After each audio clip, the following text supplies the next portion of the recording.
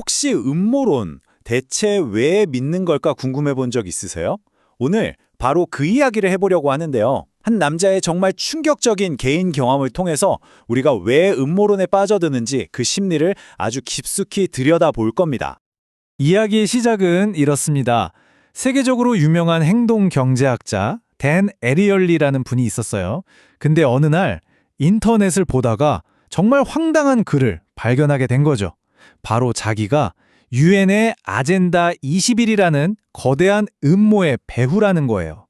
여기서부터 모든 게 시작됩니다. 근데요, 이게 끝이 아니었어요. 음모론이라는 게 원래 그렇잖아요? 한번 시작되면 점점 더 커지고 더 귀귀해지죠.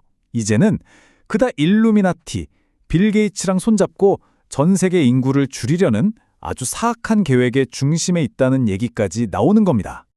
그리고 마침내 정말 기가 막힌 주장까지 등장합니다.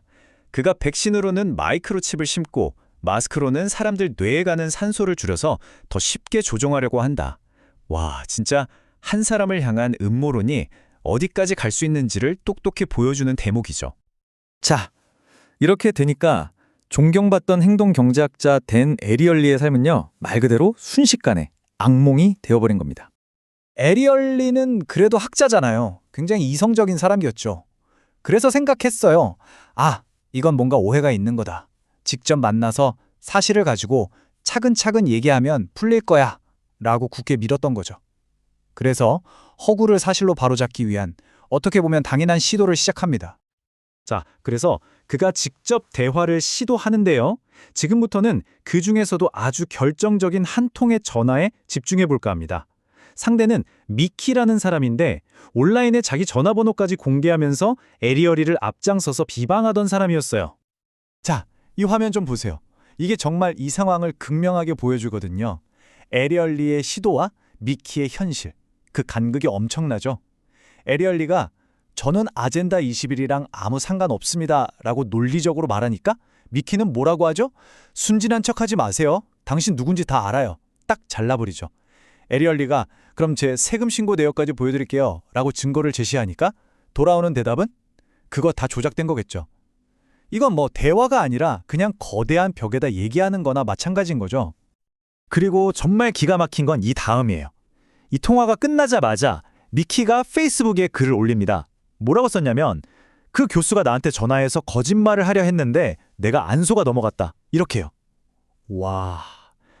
보세요. 에리얼리가 대화하려고 했던 그 시도 자체가 오히려 음모를 뒷받침하는 또 하나의 증거가 되어버린 겁니다. 완전히 불에 기름을 부은 꼴이죠.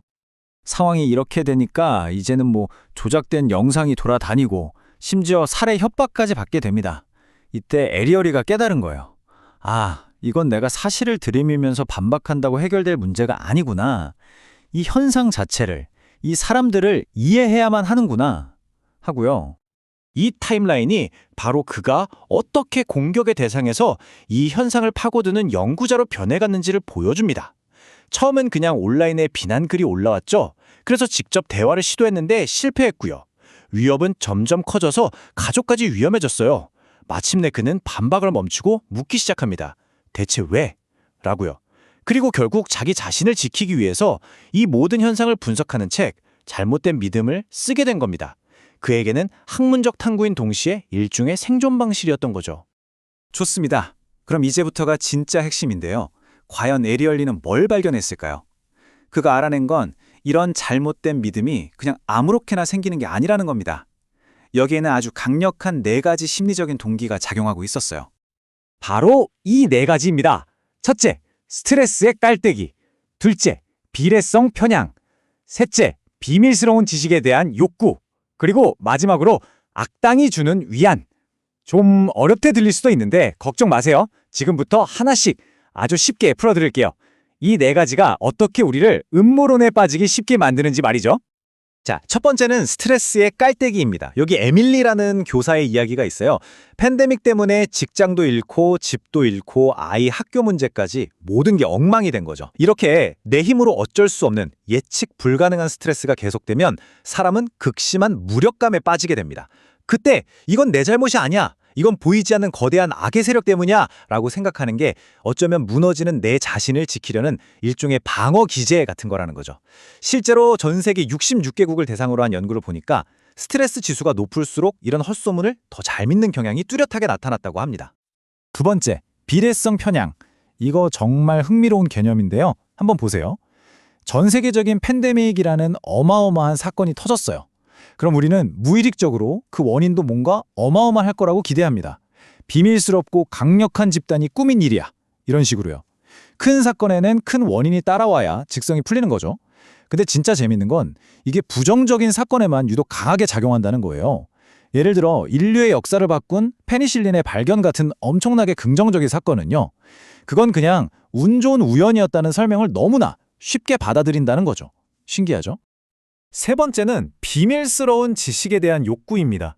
세상이 너무 혼란스럽고 내가 너무 무력하게 느껴질 때 음모론은 아주 달콤한 유혹이 될 수 있어요.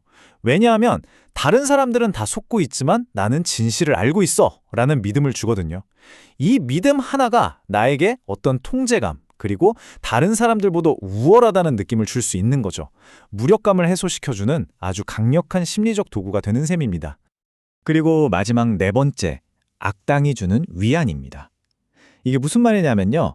내 삶이 힘든 이유, 세상이 이렇게 복잡한 이유를 그냥 단순하게 저 나쁜 놈 때문이야 라고 딱 정해버리는 거예요.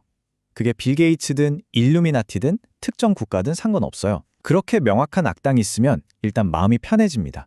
복잡하게 생각할 필요가 없으니까요. 물론 이게 단기적으로는 위안을 줄지 몰라도 장기적으로는 세상을 더 어둡게 보게 만들고 결국엔 스스로를 더 불행하게 만드는 길이라고 합니다. 자, 그럼 이 모든 걸 종합해 봤을 때 우리가 뭘 깨달아야 할까요? 음모론을 믿는 사람들을 보면서 우리는 어떤 생각을 해야 하는 걸까요? 결론은 이겁니다. 잘못된 믿음, 즉 음모론은 단순히 그 사람이 멍청하거나 똑똑하지 못해서 생기는 게 아니라는 거예요. 이건 오히려 인간의 아주 깊숙한 곳에 있는 욕구에 대한 반응일 수 있다는 거죠. 혼란스러운 세상 속에서 어떻게든 통제감을 느끼고 싶고 어딘가에 소속되고 싶고 명확한 답을 찾고 싶은 그런 근본적인 욕구요. 그러니까 우리는 아니 저런 말도 안 되는 걸 왜 믿지? 라고 손가락질하기 전에 대체 어떤 절박함이 저 사람을 저런 믿음으로 이끌었을까를 먼저 생각해봐야 한다는 겁니다. 오늘 이야기는 여기서 마무리하겠습니다. 생각해보면 음모론은 현실의 고통을 설명하기 위해 만들어진 조금은 뒤틀린 지도 같은 건지도 모릅니다. 그 지도가 틀렸다고 비난하기는 참 쉽죠. 하지만 진짜 중요한 질문은 이게 아닐까요? 우리는 과연 그들의 고통을 이해하고 공감하면서 더 정확하고 희망적인 지도를 함께 그려나갈 준비가 되어 있는가? 어쩌면 그 책임은 우리 모두에게 있는지도 모릅니다.